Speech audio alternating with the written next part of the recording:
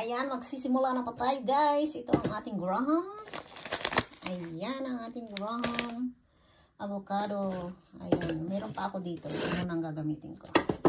Salansan muna natin dito. Itong avocado at graham. Ayan guys. So, kailangan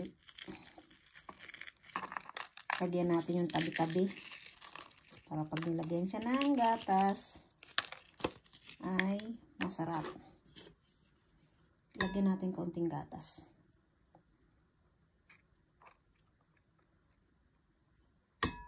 Ang panando ko kulay avocado din, oh.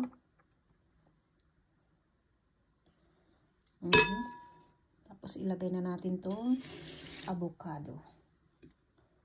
Ayan siya guys. Salansan natin ng ayos.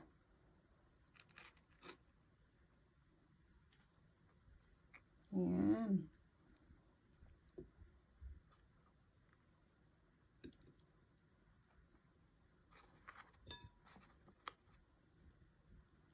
Lagyan natin dito sa tabi.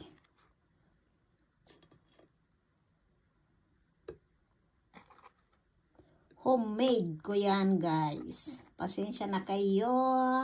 Ang pangit ng kamay ko. Ayan. So, lalagyan natin ng gatas sa ibabaw. And then patungan ulit natin ng tinapay. Yung mga durog-durog na tinapay guys para ayan.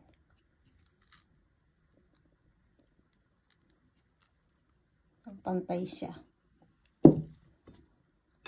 Kasi masyadong matamis pag maraming ganito. Dagdagan pa natin para ma-creamy. Wow! Hindi kasya.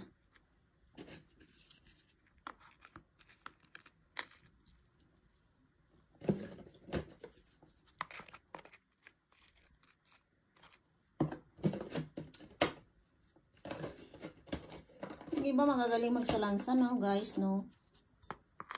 Pasensya na kayo sa aking salansan dahil habang nagbibideo ako ay nakahawak ang isang kamay ko sa cellphone.